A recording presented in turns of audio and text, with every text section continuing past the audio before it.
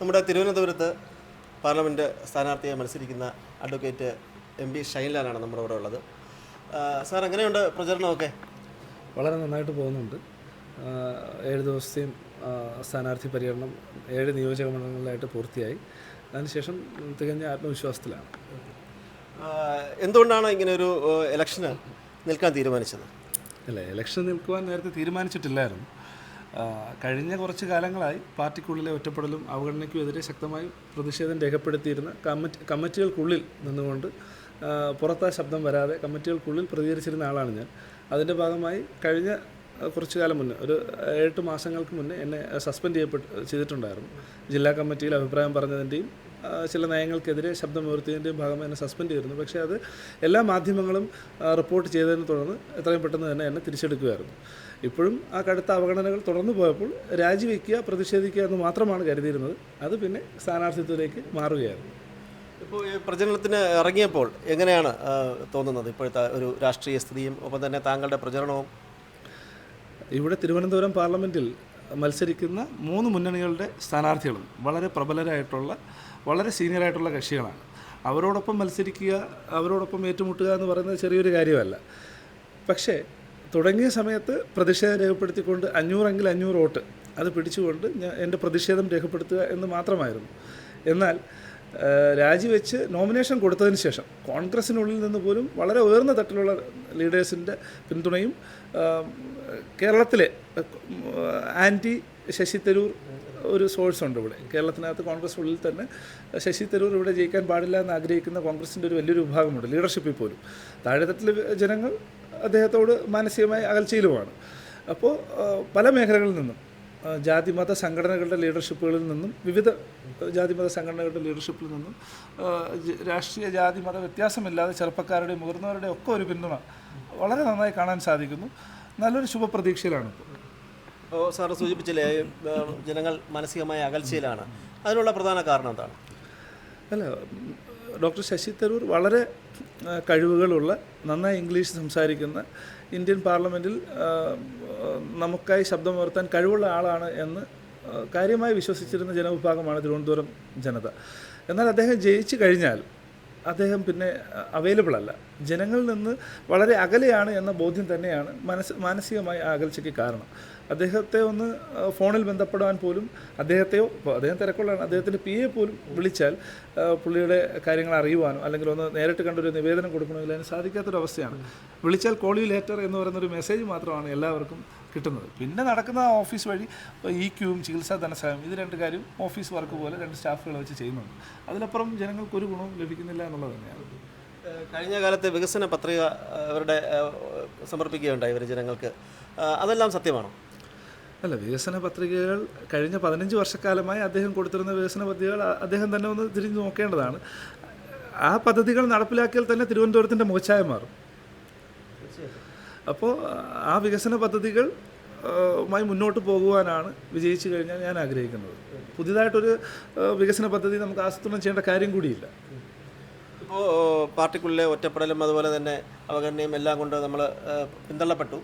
എന്നിട്ടും നമ്മൾ വീണ്ടും ഒരു മുൻനിരയിൽ വരാൻ ആഗ്രഹിക്കുന്ന ഒരു യുവാവായതുകൊണ്ട് ഇങ്ങനെ ഒരു ഇലക്ഷന് മത്സരിക്കുന്നു. അപ്പോഴുണ്ടായ വെല്ലുവിളി എന്തൊക്കെയാണ്? നിങ്ങൾ നിങ്ങൾ BJPയുടെ B ടീമാണോ എന്നുള്ള ചോദ്യമാണ് ഏറ്റവും കൂടുതൽ വെല്ലുവിളിയായിട്ട് എനിക്ക് വന്നത്. ശരിക്കും എല്ലാവർക്കും അറിയാം, BJP EDയുടെ അന്വേഷണം നിലനിൽക്കുന്ന CSIയുടെ ഒരു വിഭാഗം അതിനെ സോൾവ് ചെയ്യാൻ വേണ്ടി BJPയുമായി കർട്ടന് പുറകിൽ നടത്തിയ നാടകം, തിരുമേനിയുടെ ഭാര്യയെ പോലും നോമിനേഷൻ കൊടുപ്പിച്ചുകൊണ്ട് മുന്നോട്ട് പോകുന്ന ഒരു സാഹചര്യവശാൽ നോമിനേഷൻ തള്ളപ്പെട്ടു പോവുകയും ശേഷം ഞാൻ മാത്രം നാടാർ സമുദായത്തിൻ്റെ ഒരു കാൻഡിഡേറ്റായിട്ട് അവശേഷിക്കുകയും ചെയ്യുന്ന ഒരു സിറ്റുവേഷൻ വന്നു എന്നുള്ള സത്യമാണ്. പക്ഷേ തിരുമേനിയുടെ ഭാര്യയുടെ നോമിനേഷൻ തള്ളപ്പെട്ടതിന് ശേഷം BJPയുടെ B ടീമായി ഞാൻ പ്രവർത്തിക്കുന്നു എന്നുള്ള ആരോപണം എന്നിലേക്ക് വെച്ചുകൊണ്ട് കോൺഗ്രസ് അതിനെ ചെറുക്കാൻ ശ്രമിച്ചു എന്നുള്ളത് മാത്രമാണ് എൻ്റെ യാഥാർത്ഥ്യം.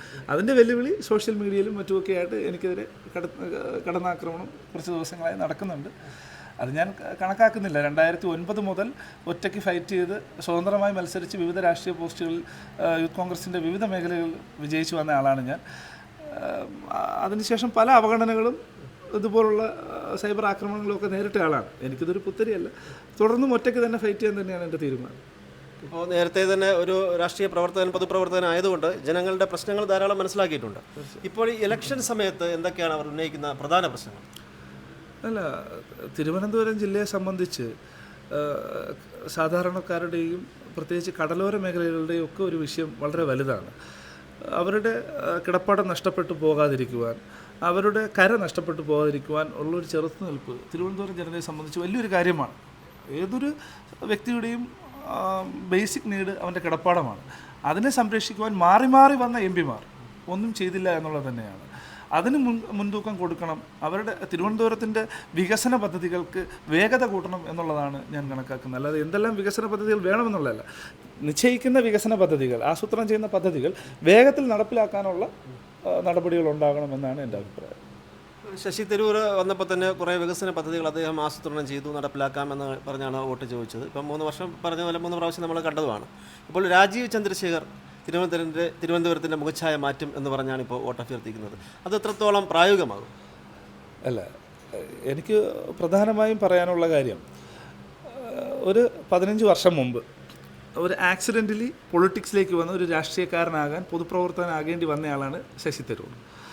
അദ്ദേഹത്തിന് 15 വർഷത്തെ എക്സ്പീരിയൻസ് ആണുള്ളത്. അതുപോലെ തന്നെ 18 വർഷത്തെ എക്സ്പീരിയൻസ് ഉള്ള ആളാണ് രാജീവ് ചന്ദ്രശേഖർ. പുള്ളി രാജ്യസഭയിലേക്ക് തിരഞ്ഞെടുക്കപ്പെട്ട് 3 ടൈമായി വന്ന് 18 വർഷമായി കർണാടക ബേസ് ചെയ്ത് രാജ്യസഭയിലേക്ക് വന്ന ആളാണ്. അദ്ദേഹം സഹമന്ത്രി വരെ ആയിരുന്നു. അപ്പോഴും കേരളത്തിന് വേണ്ടിയോ പ്രത്യേകിച്ച് തിരുവനന്തപുരത്തിന് വേണ്ടിയോ യാതൊന്നും ചെയ്തിട്ടില്ലാത്ത വ്യക്തിയാണ്. അപ്പോൾ വികസന പദ്ധതികൾ ഇപ്പോഴല്ലല്ലോ, അദ്ദേഹത്തിന് ചാൻസ് കിട്ടിയിരുന്നു. ആ സമയത്ത് ഒന്നും ചെയ്യാത്ത വികസന പദ്ധതി ഇനി ചെയ്യുമെന്ന് പറയുന്നത് വളരെ ഒരു പുകമറ സൃഷ്ടിക്കുക മാത്രമാണ്.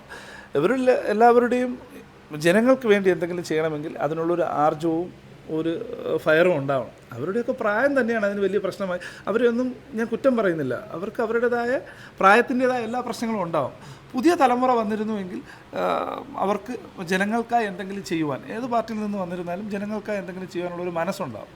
അതുകൊണ്ട് പുതിയ തലമുറയുടെ ഒരു തലമുറ മാറ്റം എല്ലാ പാർട്ടിക്കകത്തും ആവശ്യപ്പെടുന്ന ഒരു സമയമാണിത്. അതുകൊണ്ട് അവർ ഈ പറയുന്ന വാഗ്ദാനങ്ങളിലൊന്നും ജനങ്ങൾ വീഴില്ല എന്ന് തന്നെയാണ് എൻ്റെ വിശ്വാസം. ഇപ്പോൾ പന്ന്യൻ മറ്റൊരു സ്ഥാനാർത്ഥിയാണ്. ഇപ്പോൾ LDFൻ്റെ ഒരു മുദ്രാവാക്യം തന്നെ കഴിഞ്ഞ പ്രാവശ്യം LDF വരും എല്ലാം ശരിയാവുന്നതാണ്. എന്തെങ്കിലും ശരിയായതായിട്ട് തോന്നുന്നുണ്ടോ? ഇല്ല, അവരുടെ എല്ലാ നയങ്ങളും വളരെ വിപരീതമായി പോകുന്ന ഒരു സാഹചര്യമല്ലേ നമ്മൾ കണ്ടുകൊണ്ടിരിക്കുന്നത്. താങ്കൾക്കടക്കം അറിയാം, ബാറുകൾ അടപ്പിക്കും, മദ്യവർജനം കൊണ്ടുവരുമെന്ന് പറഞ്ഞിട്ട് എത്ര ബാറുകളാണ് അവർ തുറന്നത്. ഇപ്പോൾ വിലക്കയറ്റം നിയന്ത്രിക്കുമെന്ന് പറഞ്ഞിട്ട് എന്തെല്ലാം, ദേശാഭിമാനി പത്രത്തിന് വരെ വില കൂടി. അപ്പോൾ CPMൻ്റെ പൊള്ളത്തരം ജനങ്ങൾ വളരെ വിലയിരുത്തി കഴിഞ്ഞു. വ്യക്തിപരമായി പന്ന്യൻ രവീന്ദ്രൻ വളരെ നല്ല മനുഷ്യനാണ്. പക്ഷേ CPMനോടുള്ള LDFനോടുള്ള കടുത്ത വിരോധം ഇലക്ഷനെ വളരെ നന്നായി തന്നെ ബാധിക്കും. അത് കേരളത്തിലുടനീളം അത് ബാധിക്കുമെന്ന് തന്നെയാണ് ഞാൻ മനസ്സിലാക്കുന്നത്. ഒരു വിലയിരുത്തലുണ്ട് പന്ന്യൻ 3ാം സ്ഥാനത്തേക്ക് പിന്തള്ളപ്പെടുമോ എന്നാണ്. അല്ല, അത് പറയാൻ തക്ക വിധം ഞാൻ ആളല്ല. എന്തായിരുന്നാലും കടുത്ത മത്സരം തന്നെയാണ് ഇവിടെ നടക്കുന്നത്. 3 എതിരാളികളും ശക്തരാണെന്ന് തന്നെയാണ് വിശ്വസിക്കുന്നത്. താങ്കളുടെ ഒരു വിജയപ്രതീക്ഷ എത്രത്തോളമാണ്? ഞാൻ പൂർണ്ണ വിജയപ്രതീക്ഷയിലാണ്. കാരണം മാറി മാറി വന്ന ഭരണകൂടങ്ങളെ ജനങ്ങൾ വെറുത്തു.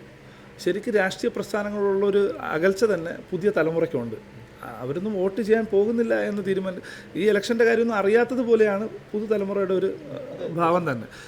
പ്രത്യേകിച്ച് പഴയ ആൾക്കാരാണെങ്കിൽ ഇനി ആർക്കും വോട്ട് ചെയ്യാൻ പോയിട്ട് കാര്യമില്ല, ഇവരെല്ലാം കള്ളന്മാരാണെന്നുള്ളൊരു ഗ്രാമീണ ടോക്കിലേക്കാണ് മൊത്തത്തിൽ ഞാൻ മനസ്സിലാക്കുന്നത്. പക്ഷേ അതുകൊണ്ടാണ് നോട്ടയ്ക്ക് കഴിഞ്ഞ കാലങ്ങളിൽ ക്രമേണ വോട്ട് വർദ്ധിച്ച് വരുന്നത്. അവർക്കൊരു ഓപ്ഷൻ, കേരളത്തെ സംബന്ധിച്ച് പുതിയൊരു രാഷ്ട്രീയ പാർട്ടിയുടെ കടന്നുകയറ്റം പോലും, ഒരു വരവ് പോലും ജനങ്ങൾ പ്രതീക്ഷിക്കുന്നു എന്നാണ് ഞാൻ പോയ പല മേഖലകളിൽ നിന്ന് മനസ്സിലായത്. ഇതെല്ലാം ഒരു പുതിയൊരു ഓപ്ഷൻ ഇല്ലാത്തതുകൊണ്ട് മാത്രമാണ് ഇതിലേതെങ്കിലും ഒന്നിലേക്ക് വോട്ട് ചെയ്യാൻ അവർ നിർബന്ധിതരാകുന്നത്. ഇത്തവണ അതിൽ നിന്ന് വ്യത്യസ്തമായി അവർ വോട്ട് ചെയ്യാൻ പോകുന്നില്ല എന്നുള്ള തീരുമാനം. അപ്പോഴാണ് എൻ്റെ ഒരു വരവ്. സ്വാഭാവികമായിട്ട് അങ്ങനെയുള്ള വിരോധ വോട്ടുകൾ പൂർണ്ണമായി എനിക്ക് വരും. കോൺഗ്രസ് വിരുദ്ധ വോട്ടുകൾ എനിക്ക് പൂർണ്ണമായും വരും. വികസന ആഗ്രഹിക്കുന്ന, പുതിയ മാറ്റം ആഗ്രഹിക്കുന്നവരുടെ വോട്ടുകൾ എനിക്ക് വരും. അപ്പോൾ തീർച്ചയായിട്ടും എനിക്കതൊരു വിജയപ്രതീക്ഷയിലേക്ക് തന്നെയാണ് ഞാൻ നിൽക്കുന്നത്. ഞാൻ പറഞ്ഞില്ലേ, തുടക്കത്തിൽ ഇലക്ഷൻ്റെ പ്രവർത്തനം തുടങ്ങിയ സമയത്ത് ഉള്ളത് അല്ല ഇപ്പോഴത്തെ സാഹചര്യം. വിജയിക്കാൻ പൂർണ്ണമായി സാധിക്കുമെന്നുള്ള ആത്മവിശ്വാസത്തിൽ തന്നെയാണ് ഞാൻ മുന്നോട്ട് പോകുന്നത്. ഒരു പറ്റം ചെറുപ്പക്കാരിപ്പോൾ കൂടെയുണ്ട്. ഈ പറഞ്ഞതുപോലെ പഴയ ആൾക്കാർ വോട്ടിടാൻ പോകുന്നില്ല എന്നൊരു തീരുമാനത്തിലും പുതിയ തലമുറയ്ക്ക് ഇതൊന്നും ആവശ്യമില്ല എന്നൊരു തീരുമാനത്തിലുമാണ് സാധാരണ കാണുന്നത് ഇപ്പോൾ. അപ്പോൾ കുറേ ചെറുപ്പക്കാരെ കൂടെ കൂട്ടി ഇതിന് ഇറങ്ങുമ്പോൾ ബൂത്ത് തലത്തിലുള്ള മറ്റ് പ്രവർത്തനങ്ങളും മറ്റു കാര്യങ്ങളും എങ്ങനെയാണ്? ഒരിക്കൽ കൂടി ബൂത്ത് തലത്തിലുള്ള പ്രവർത്തനം. ഞാൻ ഇപ്പോൾ ചെറിയ ചെറിയ രാഷ്ട്രീയ സംഘടനകളായിരുന്നാലും എല്ലാ വാർഡ് തലത്തിലും ബൂത്ത് തലത്തിലും അവർക്ക് ഒരാൾ വീതമെങ്കിലും ഉണ്ടാകും. ഞാൻ ഇവിടെ ഇറങ്ങുമ്പോൾ എന്നോട് എല്ലാവരും ചോദിച്ചിരുന്ന ചോദ്യം, എങ്ങനെ പ്രവർത്തനങ്ങൾ കാര്യക്ഷമമായി മുന്നോട്ട് കൊണ്ടുപോകും, സ്വതന്ത്ര സ്ഥാനാർത്ഥിയായി നിന്ന് ഇതുവരെയുള്ള എൻ്റെ ഫ്യൂച്ചർ നഷ്ടപ്പെടുത്തി കളയില്ലേ എന്നുള്ളതായിരുന്നു എല്ലാവരുടെയും ചോദ്യം. പക്ഷേ നിങ്ങളടക്കം വിലയിരുത്തുന്നു എന്ന് ഞാൻ മനസ്സിലാക്കുന്നു. സാധാരണ ഒരു രാഷ്ട്രീയ പാർട്ടിയുടെ ഇലക്ഷൻ പ്രോസസ്സ് പോലെ തന്നെ ഇലക്ഷൻ കൺവെൻഷനുകൾ, ഹൗസ് ക്യാമ്പയിനിങ്ങുകൾ, ഡോർ ടു ഡോർ നോട്ടീസുകൾ ഇഷ്യൂ ചെയ്തുകൊണ്ട് ആ രീതിയിൽ എല്ലാ ബൂത്തുകളിലും പ്രവർത്തനങ്ങൾ ശക്തമായി. എനിക്ക് കിട്ടിയ വലിയൊരു അഡ്വാൻറ്റേജ്, യൂത്ത് കോൺഗ്രസിൻ്റെ സംസ്ഥാന ഭാരവാഹി ആയിരുന്നപ്പോൾ എന്നോടൊപ്പം കൂടുവാൻ യൂത്ത് കോൺഗ്രസുമായി ബന്ധമുള്ള കോൺഗ്രസിൻ്റെ താല്പര്യങ്ങളുള്ളവർ മാത്രമാണ് കൂടെ ഉണ്ടായിരുന്നത്. ഇന്ന് പൊളിറ്റിക്സ് ഇഷ്ടമല്ലാത്ത ഒരു പറ്റം അഭ്യസ്ത വിദ്യരായ നല്ല എഡ്യൂക്കേറ്റഡ് ആയിട്ടുള്ള ആൾക്കാർ എന്നോടൊപ്പം കൂടുന്നു.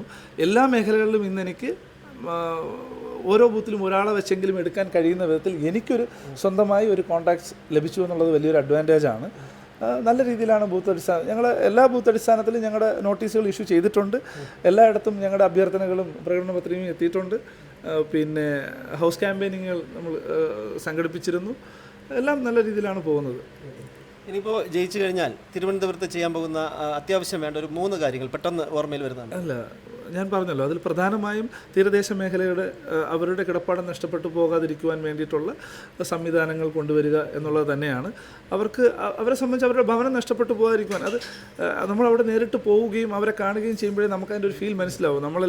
ഞാനൊരു വാടക വീട്ടിൽ താമസിക്കുന്ന ഒരു സാധാരണക്കാരനാണ്. എനിക്കൊരു വാടകയ്ക്കായാലും ഒരു വീടുണ്ട്. പക്ഷേ തീരദേശ മേഖലയിൽപ്പെട്ടവർ ഏത് നിമിഷം അവരുടെ വീട് കടൽ കൊണ്ടുപോകുന്നുള്ള ഭയത്തിലാണ്. അവർക്ക് ഉറങ്ങാൻ സാധിക്കുന്നില്ല എന്നാണ് അവിടെ ചെന്ന് അവരെ കാണുമ്പോൾ നമുക്ക് മനസ്സിലാവുന്നത്. അവിടെ ചെല്ലുന്ന രാഷ്ട്രീയ പാർട്ടികളെ കാണുമ്പോൾ അവർ ചിലപ്പോൾ അവരുടേതായ രീതിക്ക് ചിലപ്പോൾ മോശമായ വാക്കുകൾ പറയുന്നുണ്ടാവും, അവർ ദേഷ്യപ്പെടുന്നുണ്ടാവും. അപ്പോൾ ശരിക്കും അത് അവരുടെ ഫീലിംഗാണ്. അവർ ഭയത്തോടു കൂടിയാണ് ഓരോ ദിവസവും ഉറങ്ങുന്നത്.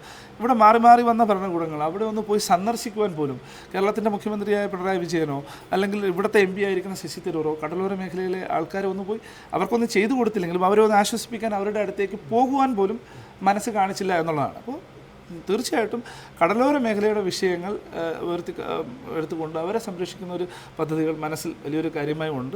മറ്റു കാര്യങ്ങൾ വഴിയെ നമ്മുടെ ടീമുമായി ആലോചിച്ചും ജനങ്ങളുമായും സമ്പർക്കത്തിലൂടെ ഏർപ്പെട്ടും വേണ്ട കാര്യങ്ങൾ മനസ്സിലാക്കി അതനുസരിച്ച് ചെയ്ത് മുന്നോട്ട് പോകാനാണ് താല്പര്യപ്പെടുന്നത്. തിരഞ്ഞെടുപ്പിന് ഇനി മണിക്കൂറുകൾ മാത്രമാണ് ശേഷിക്കുന്നത്. അപ്പോൾ നമ്മുടെ തിരുവനന്തപുരത്തെ ജനങ്ങളോട് എന്താണ് പറയുന്നത്? ഒരു മാറ്റം തിരുവനന്തപുരം ജനത പ്രതീക്ഷിക്കുന്നുവെന്ന് ഞാൻ മനസ്സിലാക്കുന്നു. ഇവിടെ മത്സരിക്കുന്ന 3 സ്ഥാനാർത്ഥികൾ വിവിധ ജില്ലകളിൽ നിന്ന് തിരുവനന്തപുരത്ത് ചേക്കേറിയവരാണ്.